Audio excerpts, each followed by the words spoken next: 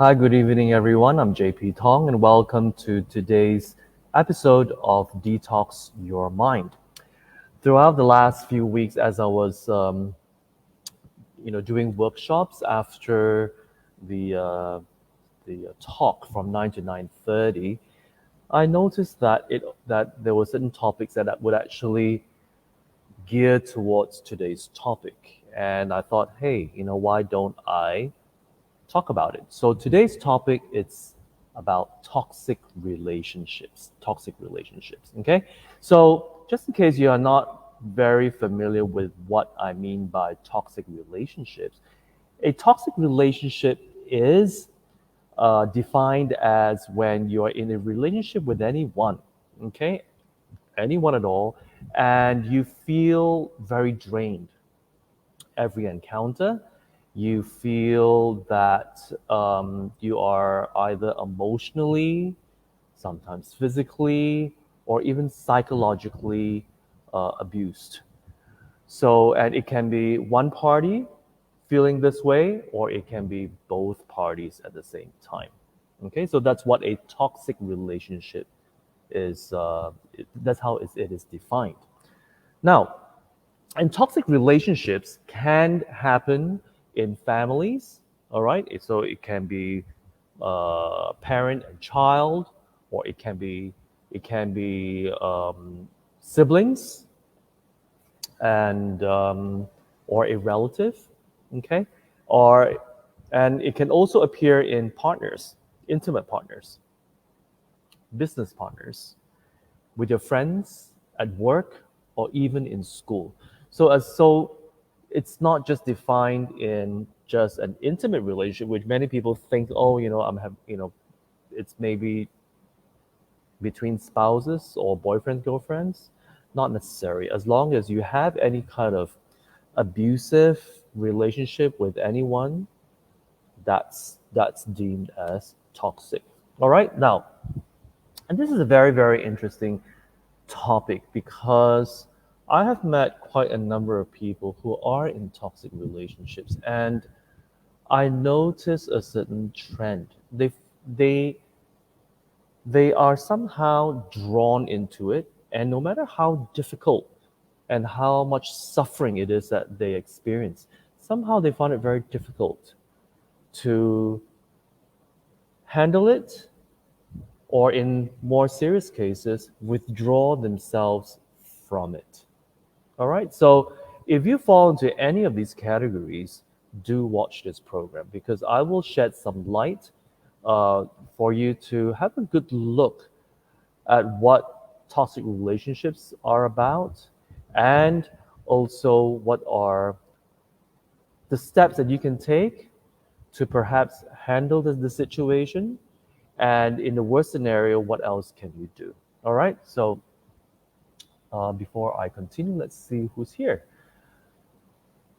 That's a Chinese name.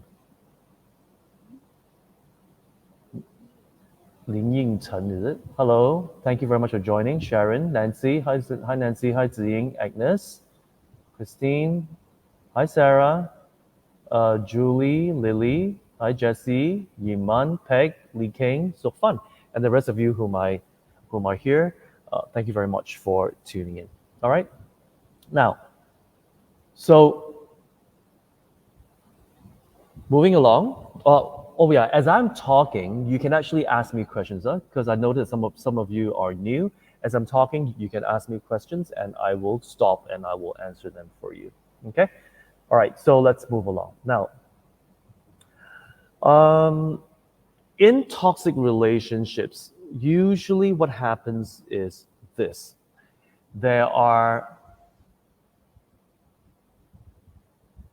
disagreements, okay, whereby the disagreements will escalate to speech or actions that are disrespectful. Okay, um, that is one sign that you can see. So when it becomes, you see, you can have disagreements in any relationship with your siblings and your parents or your friend, your friends, whomever. But when it becomes extremely disrespectful and it becomes a consistent theme in a relationship, really take a step back and reassess it. Okay. And the second sign is when you don't feel safe. When you don't feel safe to be yourself. Okay, let me add that. When you don't feel safe to be yourself, you always have to kind of walk around at like tiptoe around the person all the time, and you're so afraid of making that person unhappy and triggering the person. So you're always tiptoeing around that person. Okay, so that's another sign that the relationship is toxic or it's becoming toxic. Okay, and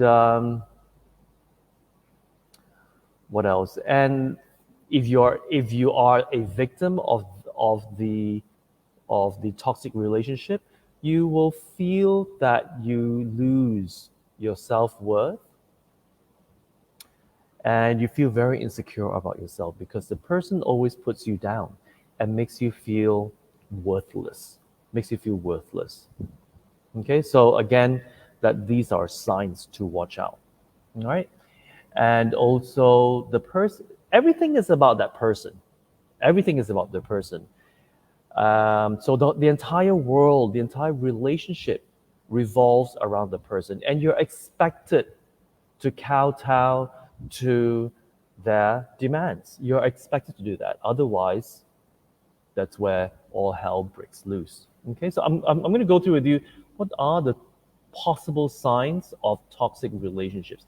I'm not saying that these are totally, these are signs whereby if you see it, then it is 100% confirmed.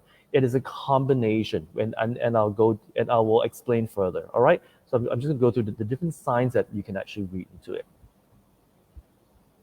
Okay, and the person is usually controlling or jealous. Okay, let me repeat: controlling or jealous. So everything you do, they want some sort of control. All right, and you can't be with somebody else or talking to somebody else or giving the attention to somebody else. If they find out, they are not happy, and the situation can become quite abusive. It can be emotionally abusive, verbally abusive, mentally abusive, and physically abusive as well. Okay, and other signs is that every time when you're with this person, you just feel emotionally drained, emotionally, psychologically, and sometimes physically drained because it's all interconnected. So, do you feel that every time you're with this person? Okay. What else? They are the people who are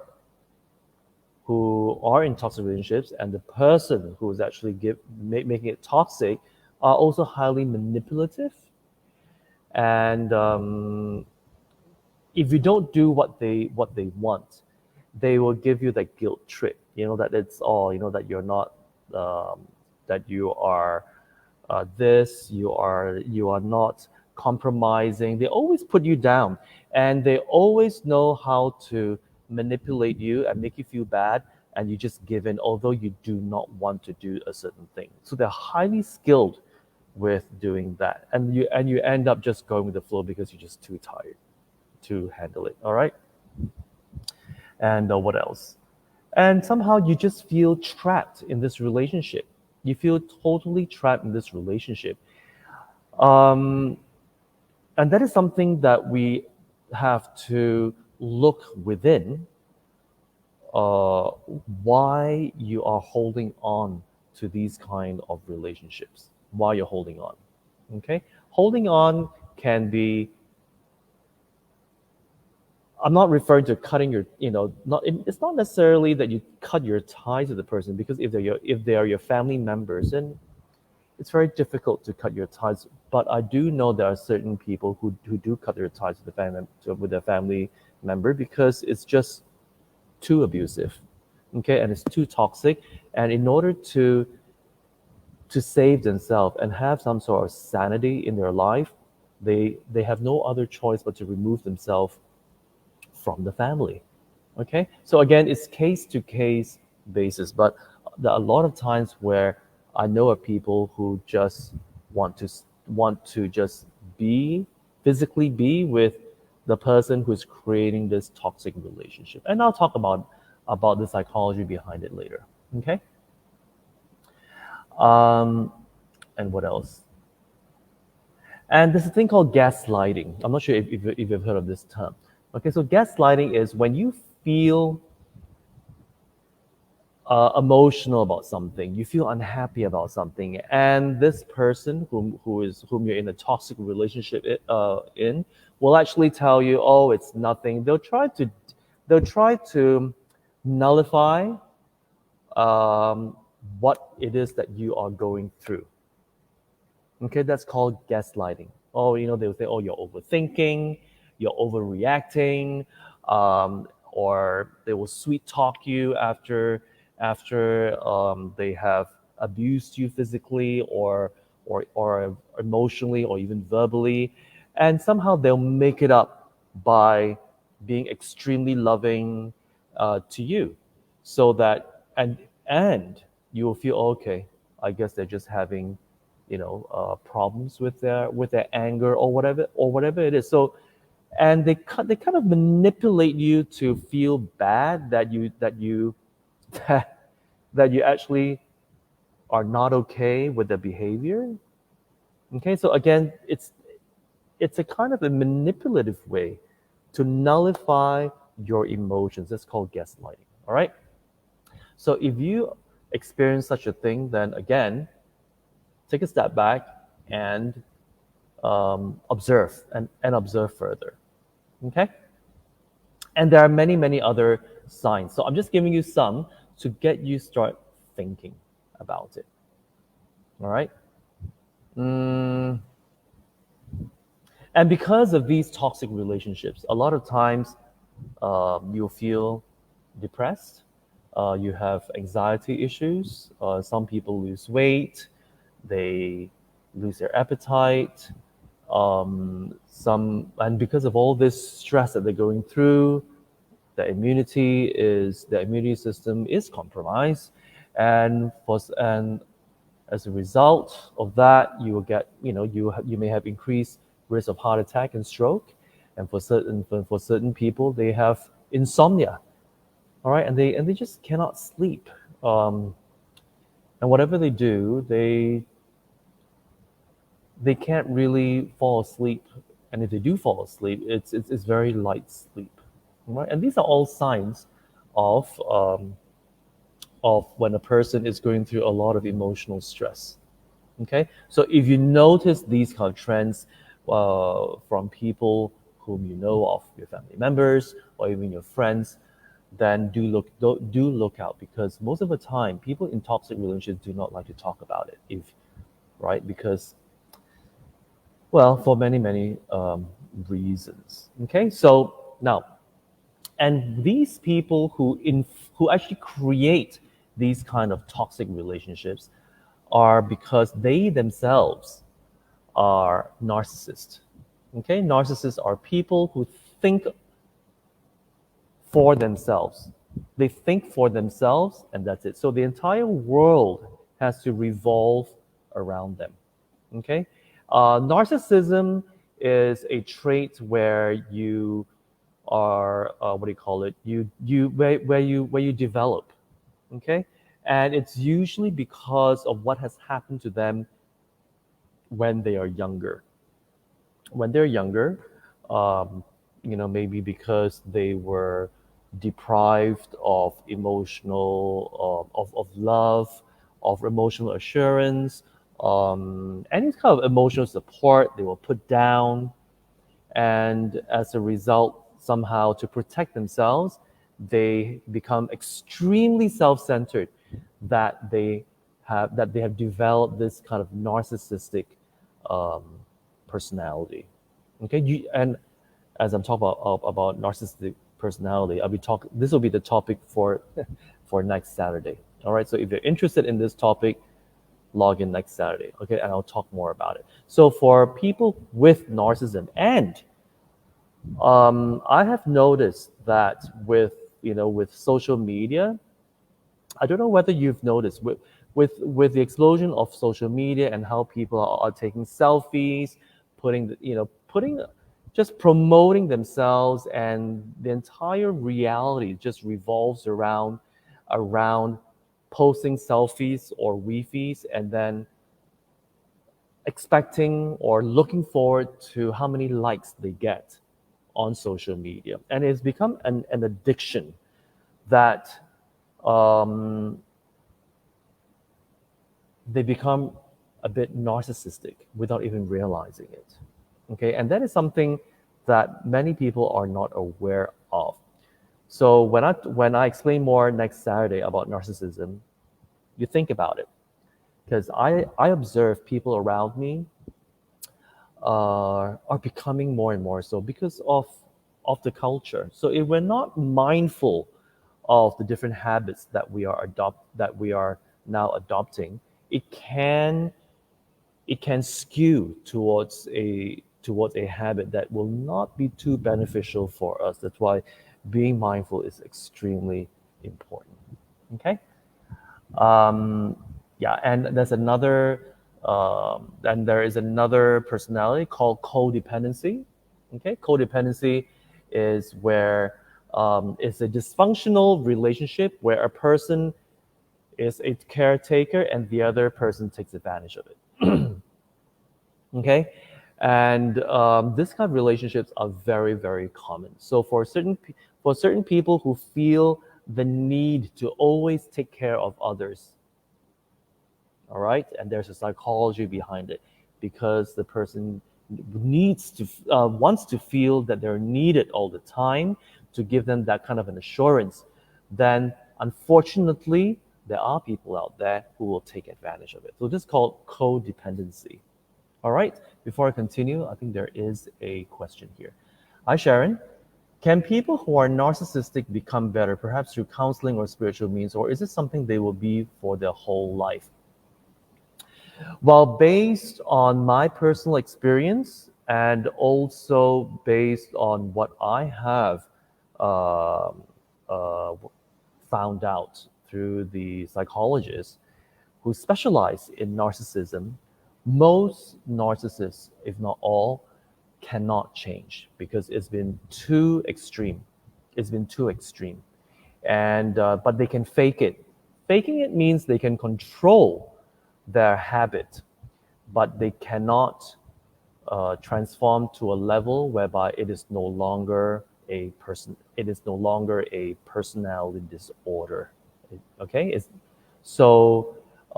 yeah. So when you say better, it's more of can they control themselves more?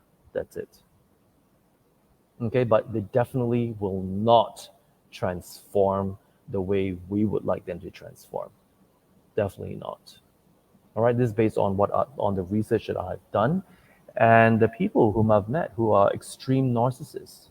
And it took me a while to figure them out because I was not experienced before handling narcissist people, and I never quite understood what narcissism was all about until my teacher, His Eminence Sam Rinpoche, highlighted it to us, and I go, oh yeah, it fits that description of what it is. Okay, so I will talk about it more next Saturday. All right, thank you very much, Sharon, for asking this question. Okay, so moving along.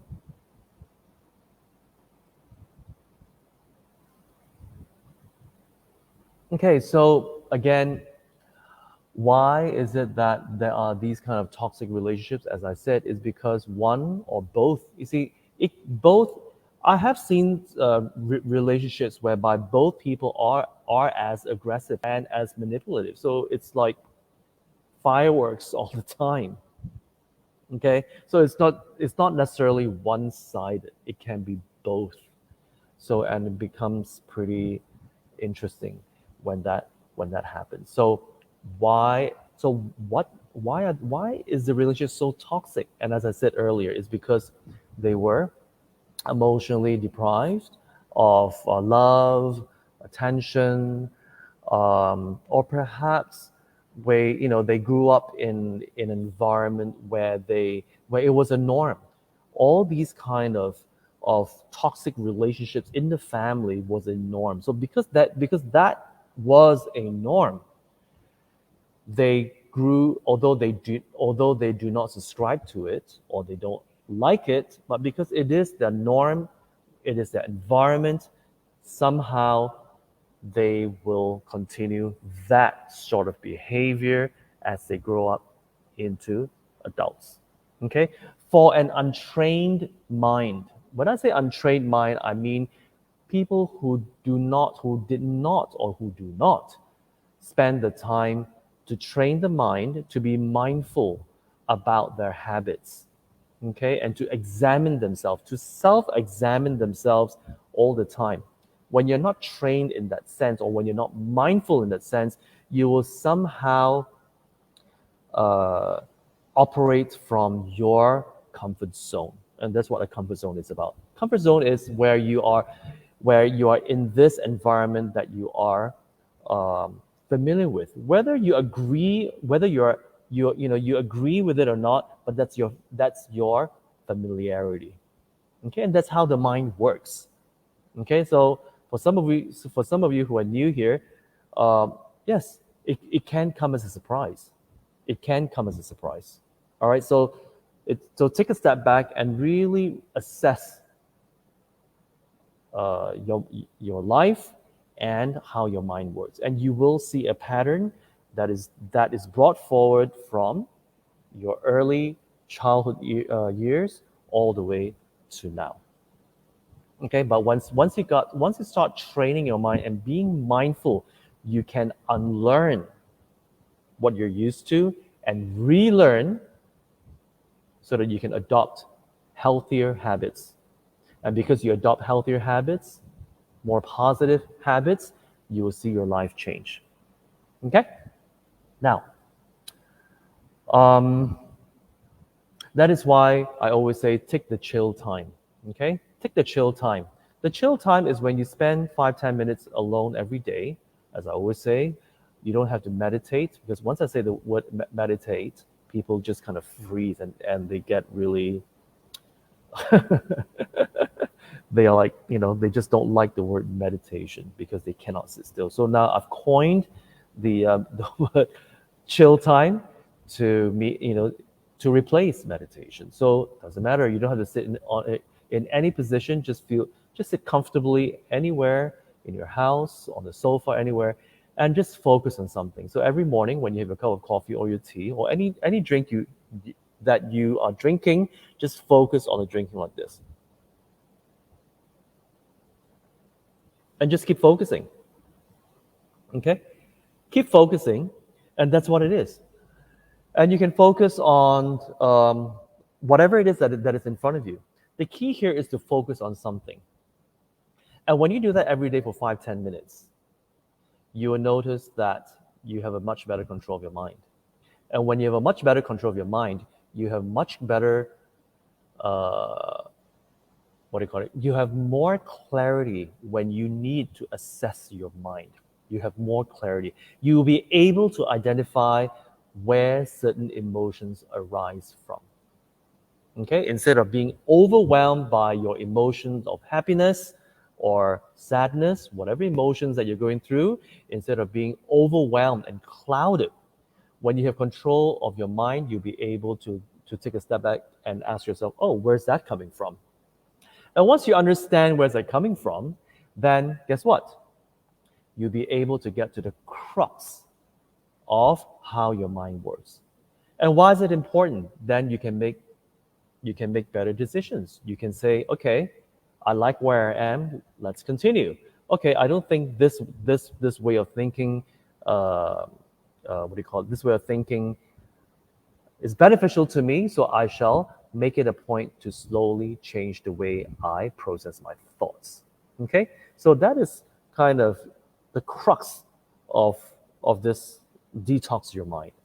All right, but first of all, you need to understand how the mind works so that you can apply the antidote to whatever it is that is bothering you. All right. Okay, so moving along. Well, first of all, when we are with people who are highly abusive, okay, what do we do? So, what are the first steps that you can try doing? Number one is you never ever tell the person who is abusive that they have a problem. Okay, don't do that because when you do that, it will trigger them to be even worse. Okay, it will trigger them.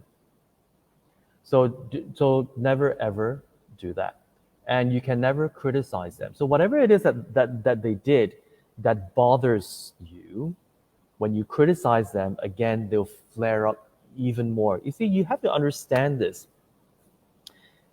People who are of that nature because of what happened to them when they were younger, that's these are all the raw nerves. It's all a manifestation of what?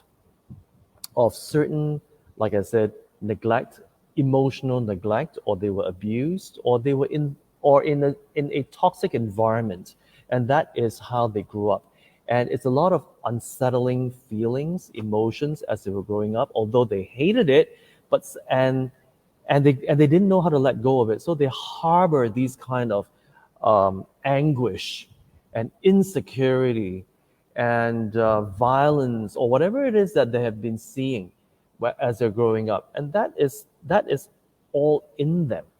So when you say things or do things that remind them of their past, it triggers a raw nerve, and once they start reacting, no matter what you say, no matter how logical you may sound, it will not land well for them because that nerve, that raw nerve, has been triggered.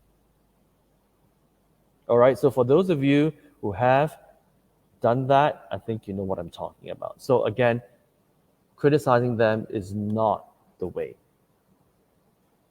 Okay? And when you try to solve their issues, when you try to solve the issues and use their logic, it's not going to work because why? Their logic will not be the same as your logic. It will not be the same because if it is the same, they will be behaving the way they're behaving because their thought process is different. Very, very different. So we have to realize that. And even if you keep saying, "Oh, isn't this common sense?" You see, I hate to say this, and I've learned it the hard way. All right, I've always said, "Why is it like people don't have the common sense?" See, what is common to me, we have to realize this, ladies and gentlemen, is that what's common to me may not be common to you. See, because I grew up from a different environment, different sets of parents from you, and I went through different life experiences, and you went through different life experiences. So, what common sense are you talking about? And it can differ from culture to culture, right? So, I have learned that there's no such thing as common sense. So, let's not even get there. Okay? Let's not even get there. So, again, trying to solve the issue using our logic is not going to work. So what can we do? So number one is you pay attention to whatever it is that they're saying, and you show them that you respect whatever it is that they're saying, although you may not agree, because that's not the point. The point is, what do you want? You want to be right, or you want peace? Do you want to be right, or do you want peace? So again, what is your intention here? What is your intention? We have to be very, very clear here, because if you want to be right, then all hell is going to break loose.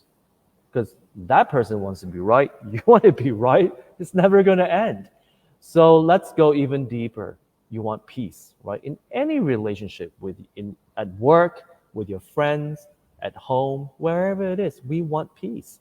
And if that's what we want, then do what it takes to create that peace. Okay? So give them respect. Pay attention. Give them that respect, because that is what they need. That is what they need. They want respect. Oh man, yes, they want respect. When they feel that you don't respect them, again, they become ballistic. Okay, so empathize, give them respect. All right, and be friendly. Be friendly, acknowledge what they say. Acknowledge. I'm not saying agree. If you don't agree, it's fine. Just acknowledge. Okay? Do not give advice. Do not try to counsel them. Do not try to apologize. Whatever it is, don't do that, because why?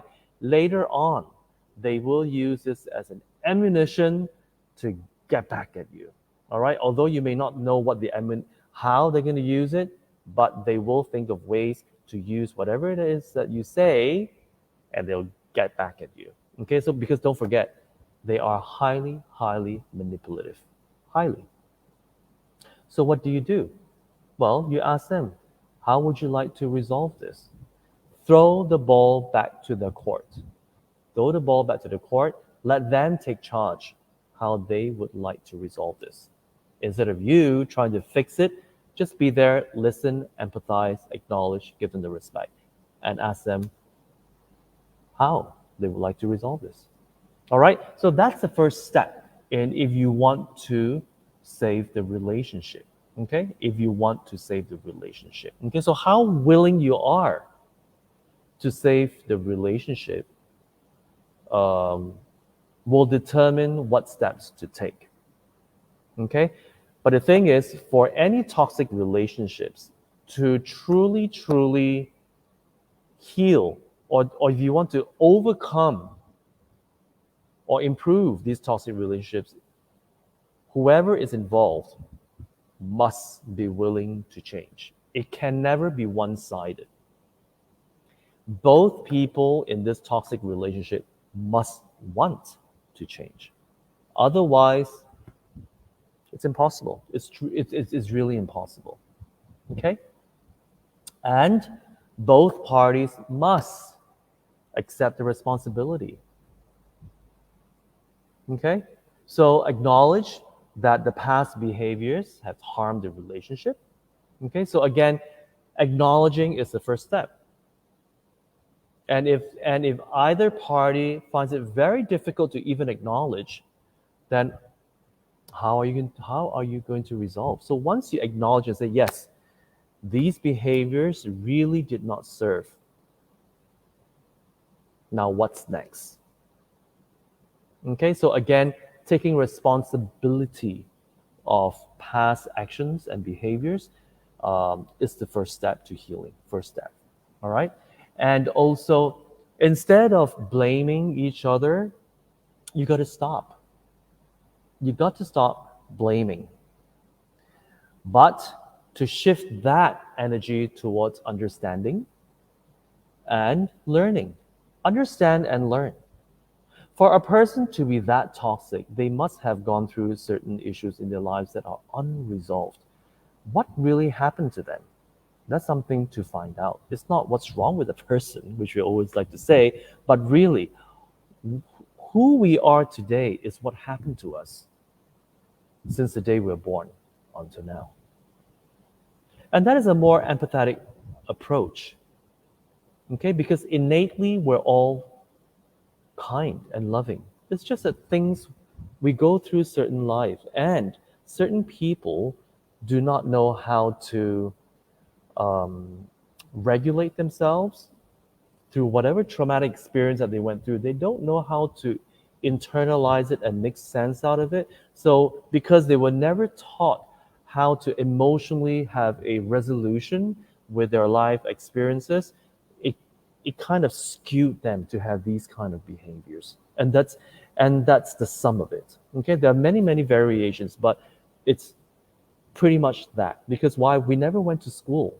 All right, we never went to school to learn how to react to certain traumatic experiences, or how to react to, like I said in my previous episodes, traumatic experiences do not necessarily does not necessarily mean a one-off bad experience. It can be little negative nuances that that kind of pinch at our insecurity, and kind of gnaw on the security, and through the years it kind of it kind of manifests, or it kind of, how would I say it, solidify the belief system enough that we are not good enough. Okay, so for example, if you grow up a fat kid, and the person is always asking, oh, when are you losing weight? Oh, I noticed you've gained a few pounds here and there. It's as innocent as that. And throughout the years, you just feel that you are fat, you're oversized, and you equate that to not being attractive. So trauma can also happen over a period of time. Okay, over a period of time, whereby just little bits of messages that have been ingrained into us, that make us feel inadequate in one way or the other. Okay, but because of that, and you do not know how to have a resolution within yourself, somehow you will how would I say this, you will have this habit of being toxic to others. So that's the way you manifest your unhappiness, all your suffering, all your pain, your insecurity. You manifest it into being very toxic. Okay, so that is why when people inflict suffering onto others, just know this is because they themselves are hurting so much emotionally and mentally, they don't know how to get out of it. So because they are overwhelmed in this world of suffering, everything that they say and do ends up creating suffering onto others. End up. All right, so understand that psychology, because when you do that, you will have more empathy, and instead of blaming, you learn to understand where all that is coming from. All right, so moving along, then of course both parties have to be open to professional help. All right, some sort of counseling would be very good. Because when a person's behavior is too toxic, it is really beyond you to help them. And definitely they need some sort of counseling. And even for yourself, you need counseling on how to support them. How to support them so that you do not trigger certain behaviors of them, because they just cannot help it. All right? So must be open to professional help. Okay, and let me see what else. And if all else fails, if all else fails, then you have to ask yourself, why are you still in this relationship? If it's with your parents or your siblings or your relative, I'm not saying you have to sever your ties with them. You can, instead of being with them physically near them, you can always stay further apart and perhaps see them during festivities, right? It doesn't mean you always have to be with them. So again, ask yourself, okay, are you compassionate with yourself? Are you compassionate with yourself? Are you being kind to yourself? Why are you hanging on to this situation when it is taking a huge toll on you emotionally and mentally? So what is it about yourself that you are not willing to do to help yourself? To help yourself.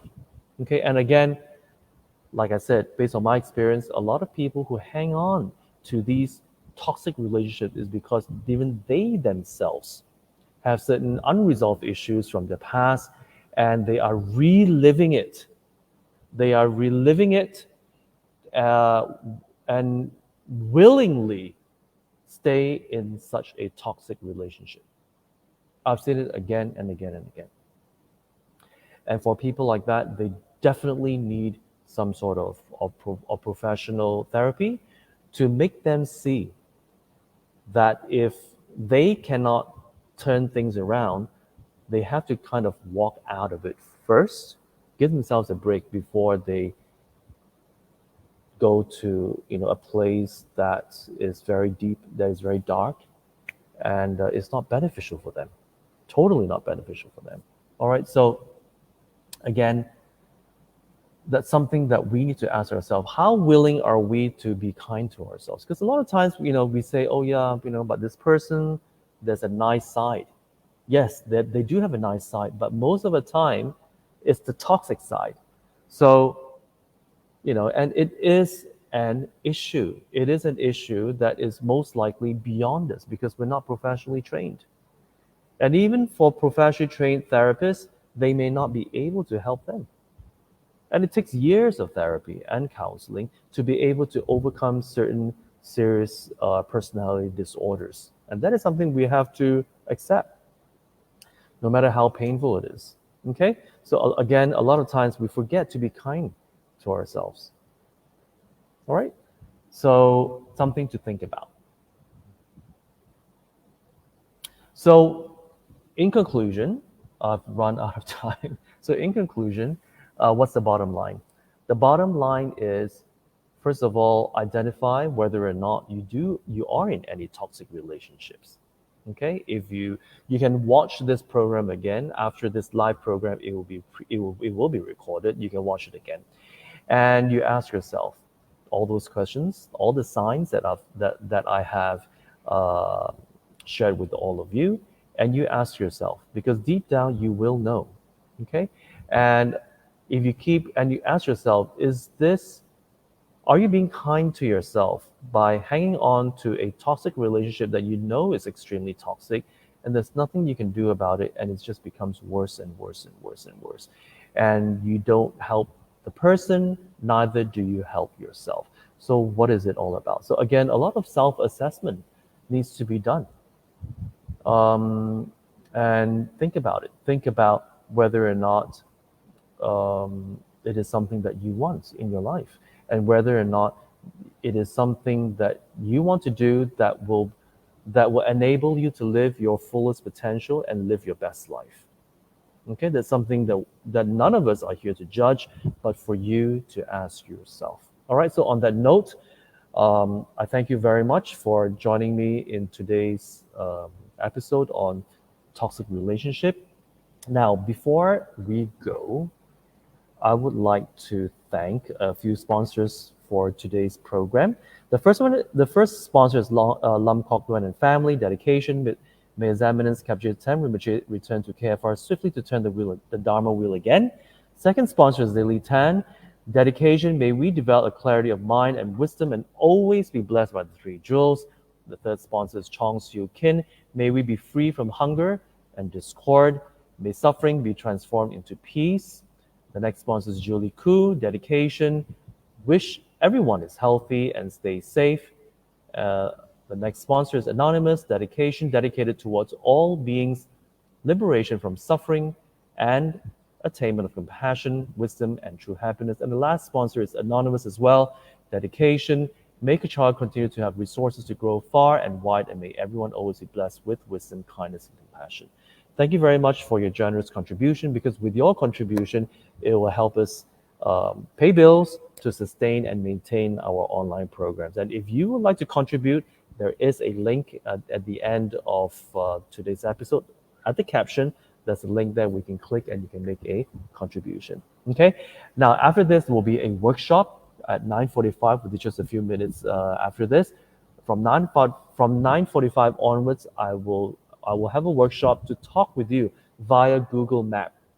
Google Maps, sorry, Google Meet, excuse me, Google Meet, and I will be able to interact with you and explain to you much further how how this topic, what this topic is about, and how it relates to you, if it does, and also if it relates to other people, how you can actually identify and perhaps shed some light for these people. Okay, so it is a workshop, and it's highly interactive. And if that is something that you like, please send an email to bemindful@kechara.com, and you'll be given a Google Meet link where you can join. All right. So thank you very much once again, and I'll see you guys next Saturday. Bye bye.